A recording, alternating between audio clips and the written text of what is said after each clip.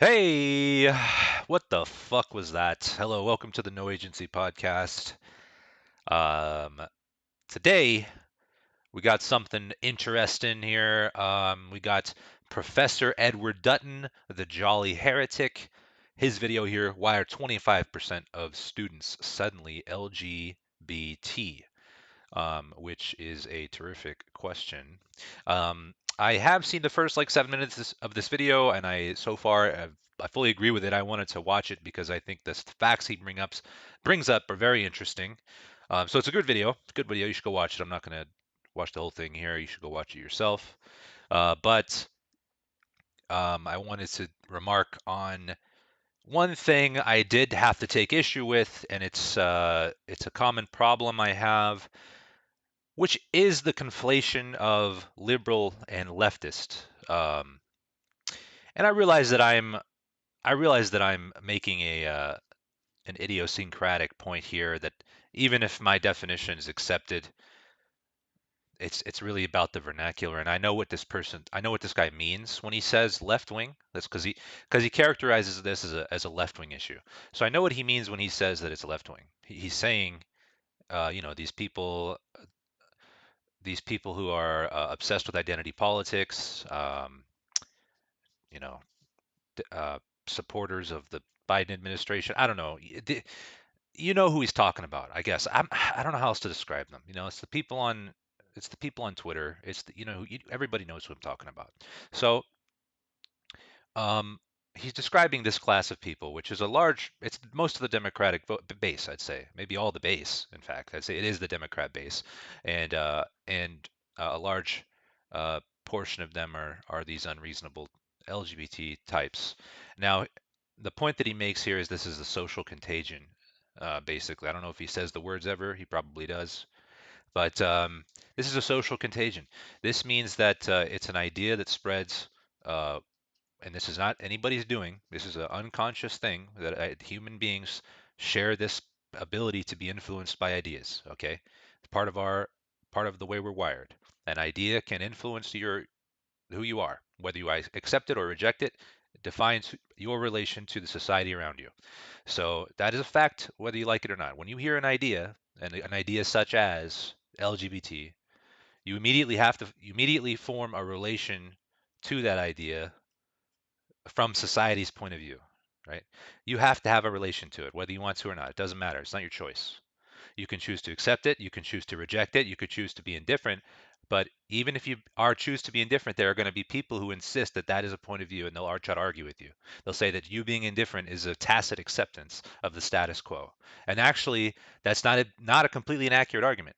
So the point is that when you hear an idea, whether you like it or not, you're going to relate to it. So these people who accept it are also more likely to accept themselves or maybe insert themselves into the movement under the guise, well, not guise, but perhaps as a coping mechanism for perhaps a mental illness rather than an actual legitimate LGBT affiliation.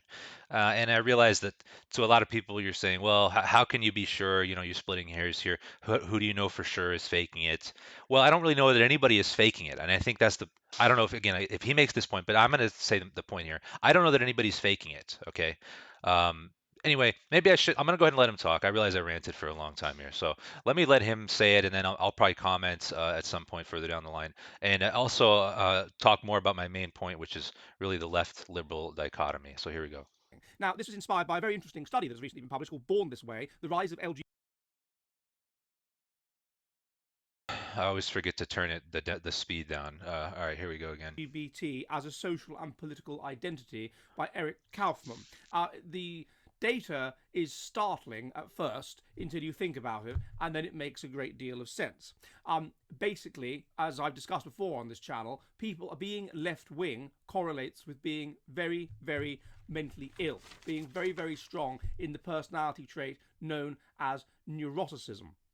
If you are strong in neuroticism, then you feel lots and lots of negative feelings strongly, firstly. And secondly, being strong in neuroticism is a reflection of being generally an individualist, being adapted to a fast life history strategy in which you live fast and die young and don't have to learn to cooperate with people, and thus mental instability and so on is not selected out.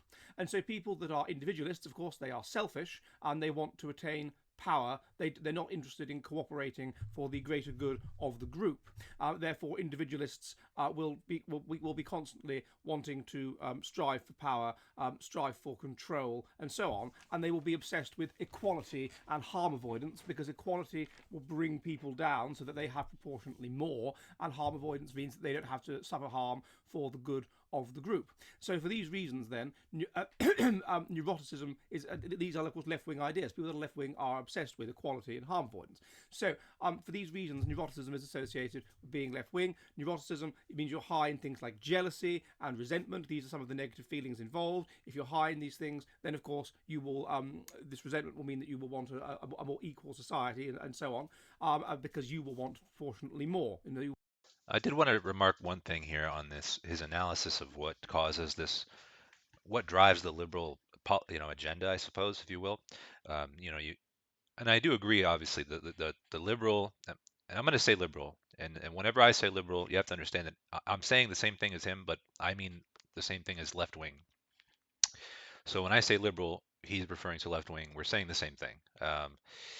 So liberals do have that neurotic tendency, I think, in general, and they do desire a safer world for themselves. They believe it's possible, and I think the thing is that it's a self-reinforcing cycle. That's the nature of the two-party system, as I'll make a point in another video, or maybe it's already out. I don't know, but um, it's that's the point of the two-party system, is it reinforces itself constantly.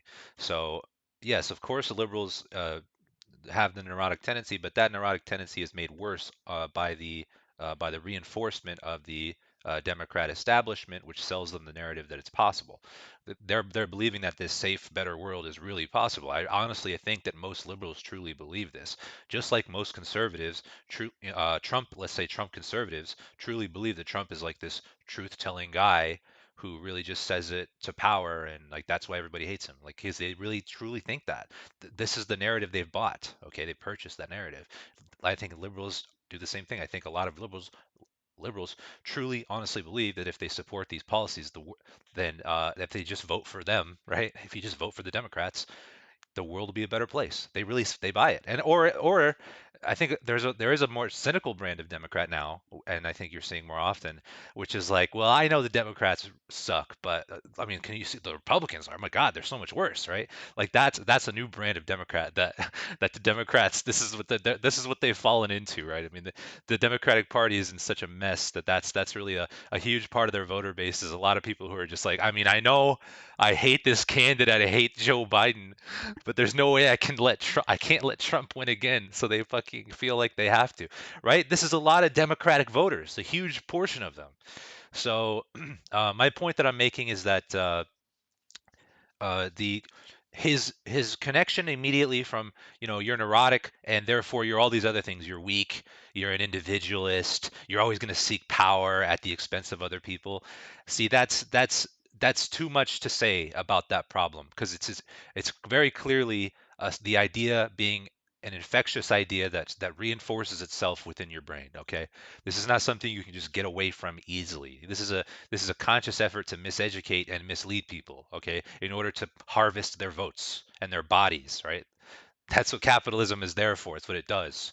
So um, you shouldn't characterize these people that way. They are reachable, but it's just hard, okay? It is hard.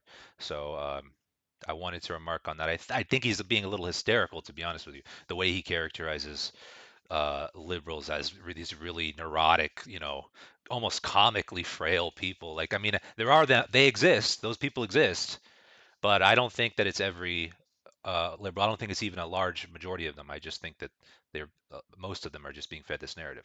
Here we go. You will hate those that have power. Secondly, if you're neurotic, then you'll be very, very low in trust and very paranoid. You'll want control over people and everything they do, and this militates in favour of a left-wing society where there is a high degree of control. Another reason for it is that one way of coping with strongly negative feelings and with feeling that you're useless and you're ghastly and whatever is to create a false self in which you believe that you are good and you are perfect and you are morally superior to everybody else, and that's how you cope. Now, of course, you don't feel it really, you don't really feel like that, but so you can be sort of triggered when someone confronts you with evidence that the way of thinking that you are propounding in order to convince others of this false self, i.e., leftism, is wrong, and this will confront you with the fact that you are false and you are disingenuous, and therefore your real self, which will be crippling for you, and so you will react with a great deal of violence to them.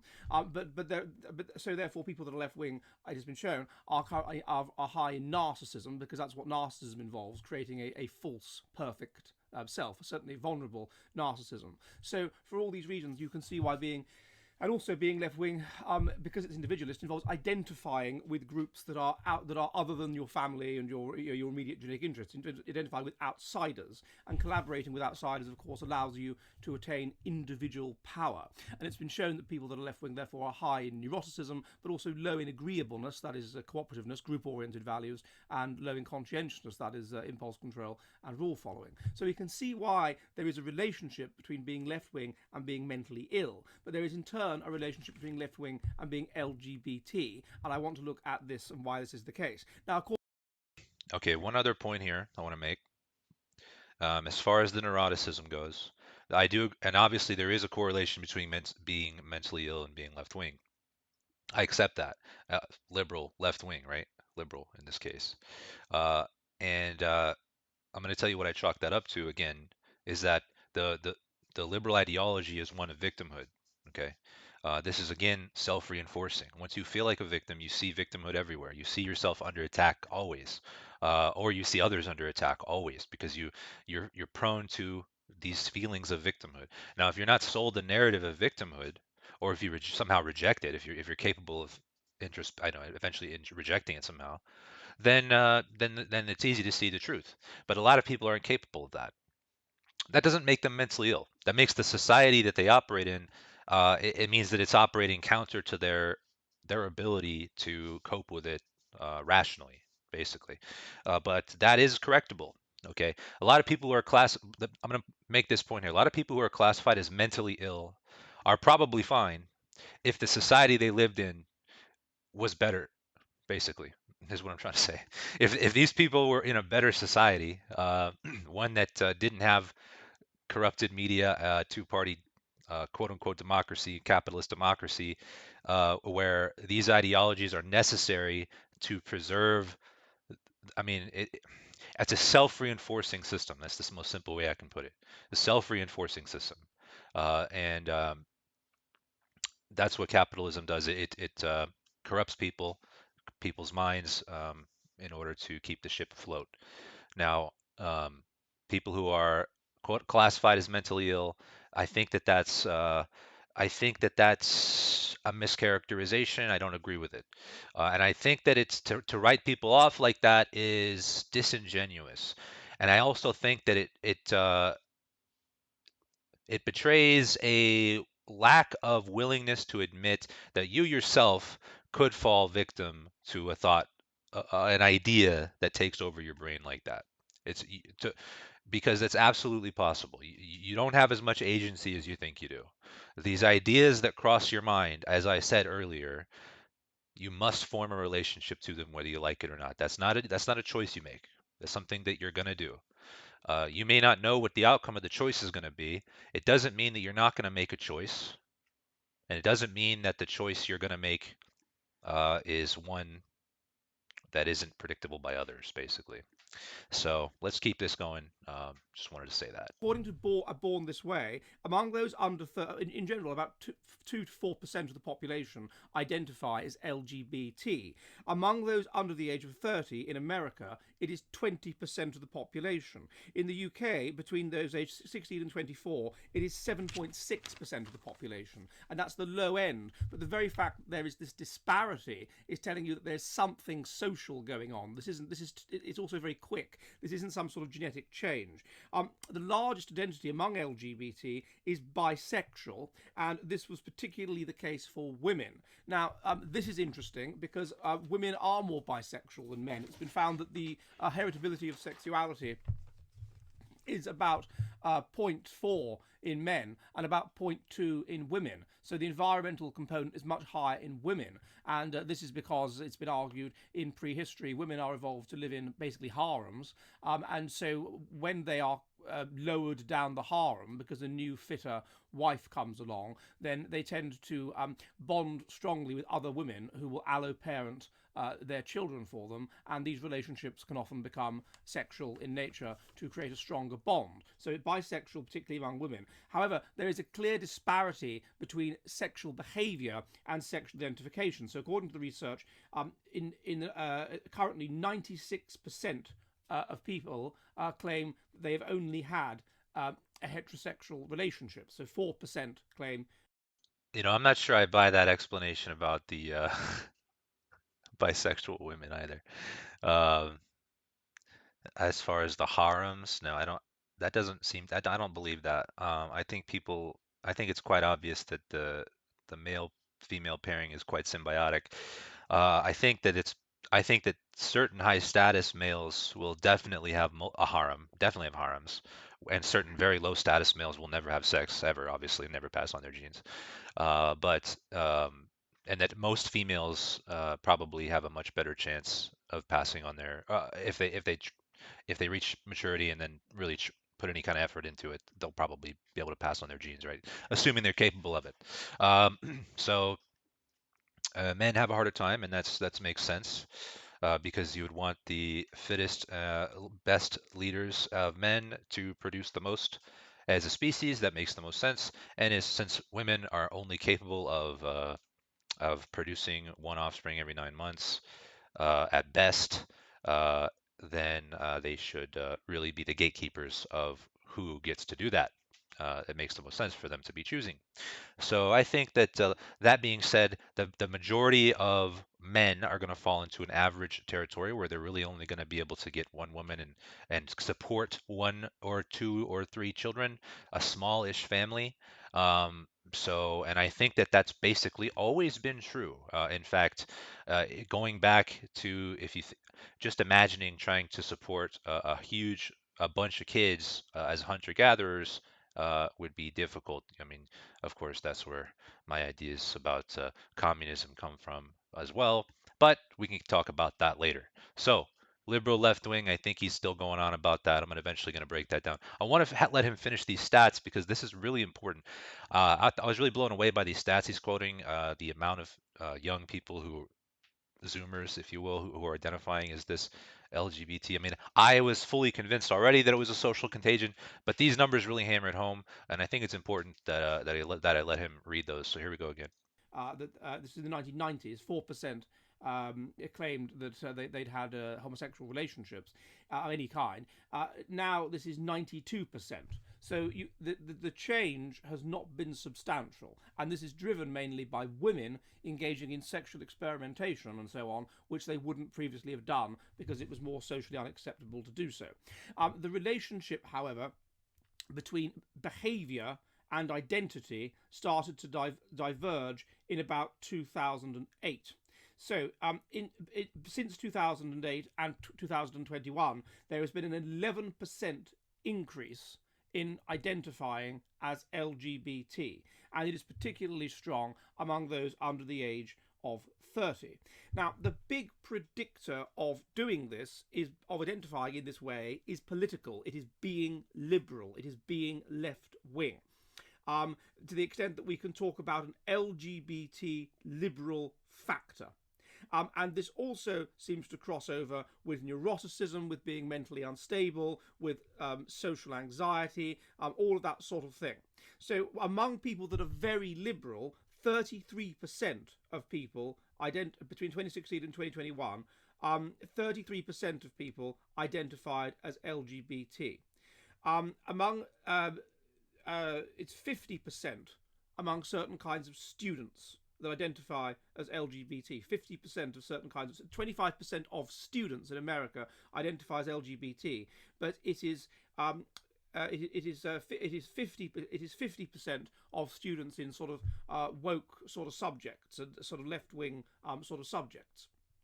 Um, and then among humanities colleges, doing a humanities subject, people are 10 points more likely than those doing a science subject, a STEM subject, to identify as LGBT. As I say, 50% of those doing gender studies, 27% of those doing 25% of students in general, but it becomes much higher among these sort of more left wing subjects. And if you look particularly at liberal arts colleges, 38% of the students identify as LGBT. So, what is going on? Well, I looked earlier at the relationship between liberalism and mental instability. That's clear. That's there, obviously, and we know why. But one of the things that is, of course, associated with being with being mentally unstable and with being liberal is Machiavellianism. Why is this the case? Well, as I said, they're individualists. They want power, and so therefore they're Machiavellian. So if you are Machiavellian, but you're also mentally unstable, so you fear lots of things and you fear conflict and all this sort of thing, then how can you attain power? And the answer is through covert signaling. You don't overtly play for power like someone like Donald Trump. In fact, you recoil from that precisely because you can't bring yourself to do it.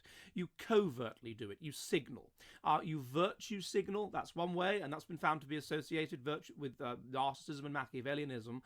But also you victim signal, and this is again associated with liberalism, with Machiavellianism, with vulnerable narcissism. You victim signal, and if you victim signal, you signal that then it's a way of signaling that people will be sympathetic to you and give you power. And the other thing you do is you realize, and this is why intelligence is relevant. I think you realize that you must imbibe the current worldview, and in order to force yourself to accept it, and in order to attain power, be a little bit more in that worldview than the next person. So this leads to a kind of runaway signaling, whereby you must signal that your commitment to the worldview, and you must and so this all comes together, I think, in the rise in LGBT identity. LGBT. Okay, so I'm going to stop this video here. If you want to watch the rest of it, go watch the channel. But I will remark on what he just said, and I want to finally explain what I was talking about with the left liberal dichotomy, which does exist, and which is always conflated, and it's being conflated here by the by the video maker here, Lord, sorry, the Jolly Heretic.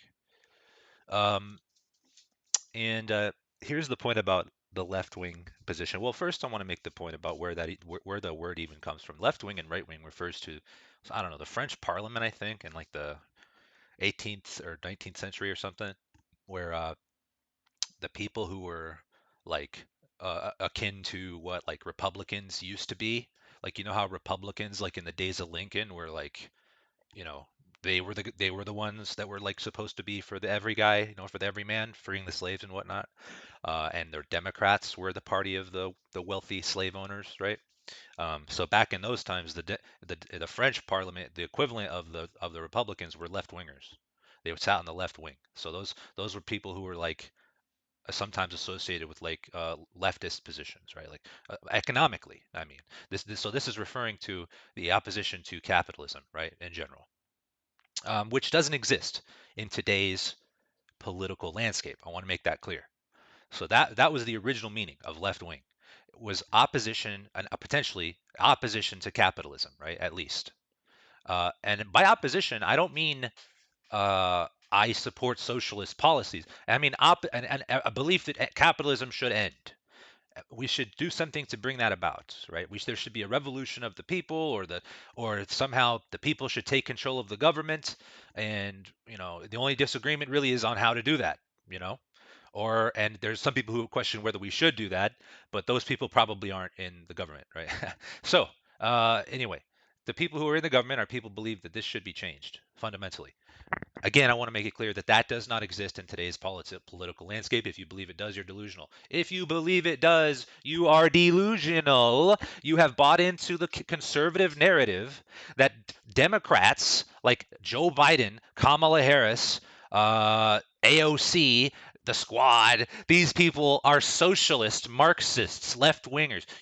If you believe that, you have been fed a lie, and I want you to understand that I'm trying to wake you up from the same type of lie that the liberals need to wake up from. So if you're listening to this, anybody, understand that.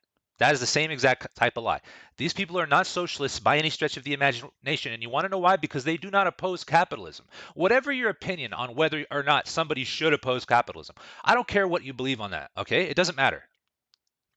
Whether you believe capitalism is good or bad is outside the question right now, because the question is whether or not AOC, the squad, these people are left wingers.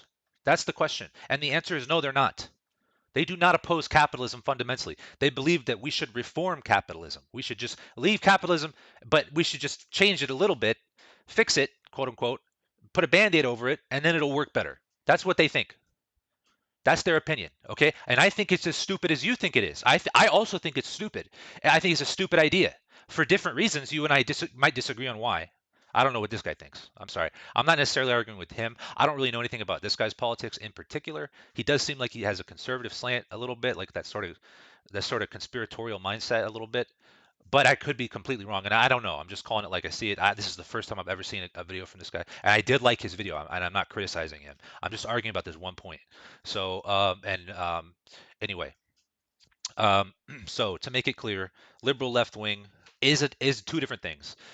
Left wing position does not exist. Bernie Sanders is not a socialist, okay? He calls himself a democratic socialist. He himself doesn't even try to claim the title socialist because he's smart. He's a smart guy. He knows that he's not a socialist. He legitimately knows that, and he's trying to tell people, I know I'm not saying I'm a socialist. I don't even want to be called that. I'm saying I'm a democratic socialist, which is something he made up. It's some crap he made up, okay? It's Bernie Sandersism, all right? I don't know what that is. I'm not that. I'm not going to defend that, okay?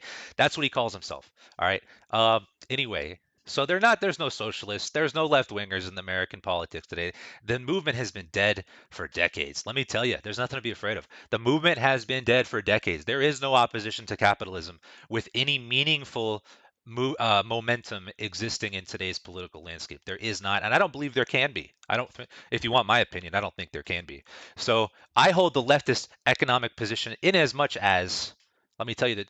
Ah, you know what? That's going to be another video. I don't want to explain my whole thinking. I'm just going to tell you that that's the case. Okay. So you should make the distinction between liberals and left wingers. The people that this guy is criticizing are liberals. They are they're pro-capitalist, pro-identity politics. They want to keep the system exactly the way it is, and they want to be able to hold on to power by any means necessary. That much I do agree with. The people in control are Machiavellian. I fully agree. Um, but I don't think that that describes the majority of the Democratic base. I think the majority of Democratic base are people who have been, their minds were predisposed to this type of ideology. They've been sucked into it, and they're really on a path that their mind has been programmed in a way that they really need to be. Uh, it's difficult to deprogram them. It just is. Okay, but again, don't kid yourself that if society was a little bit different, you yourself would be classified as mentally ill because society would run so counter to how you think that things should be that you would be screeching, right? That's possible that that could happen, and you would be classified as mentally ill. You would be, and you'd be like, no, I'm not mentally ill. The rest of you are mentally ill. And then who's right? This is exactly the same situation when you're hysterically calling everybody mentally ill. That's what you seem like. Okay, so don't do that.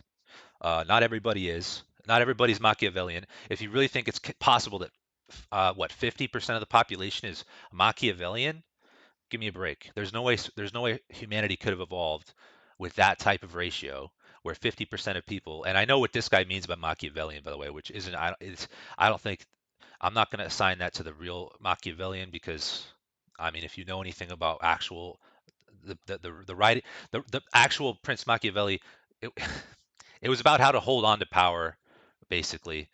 It wasn't about like it wasn't necessarily about scheming, right? It was just a practical guide to what to do if you're a king trying to hold on to power. That's it. So, but this guy, when he says Machiavellian, what he means is like the real scheming. I'm thinking 10 moves ahead of you because I'm gonna stab you in the back as soon as you're not looking. Do anything to climb the ladder type schemer, right? That's who he's describing.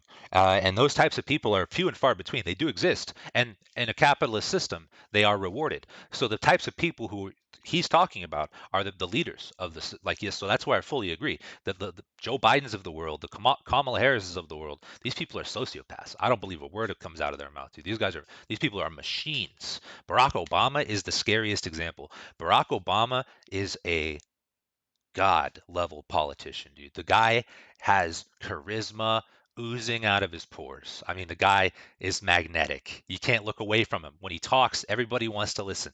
This guy was born to be the president of the United States, okay? And you know what? You should be scared to death that people like Barack Obama can exist because they will come into this world and take over. And it doesn't matter what they believe. I don't think Barack Obama cared for 1 second, and I still don't think he cares about any of the political consequences of his actions, except for that things might make him richer now because he is now an elite, just like the people he has been benefiting for his entire political career. He's now become one of them, right? He is an elite member. So now he will, of course, support the policies and candidates which are going to make him richer. But of course, he's curated this image, this cool guy persona, which is so magnetic. And you should be scared that Barack Obamas can exist in this world because the next Barack Obama could have any ideology. It doesn't matter. He could be a fascist. He could be a Democrat. He could be a Republican. It doesn't matter because it's not up to society when those types of people are born. It just happens, right? I hope that people can understand this. The people at the top are very cynical. That's the point I'm making. But they are just destined to be there if the system allows for it. If the system allows for it, that's the key. If the system allows for it, it is possible. It is possible that there is a system that would not allow for that, which is another point that I would make, right? Which is a claim counter to capitalism, okay, which is a left-wing position that Democrats do not hold.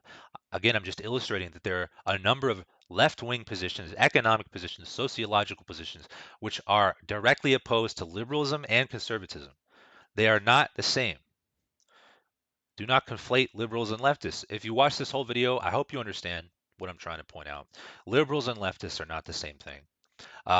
When you hear people conflate them, I hope you can make the distinction in your mind, and maybe if you feel like it, correct it, because it would be great to be able to talk from a left wing perspective without constantly having to explain to people that I don't believe this type of shit. I don't believe in identity politics. I think it's poisonous to the leftist movement to be associated with identity politics that the liberals have embraced, and I want to make the distinction. So that's why I made this video. Thanks so much for watching. I hope it was informative. Bye bye.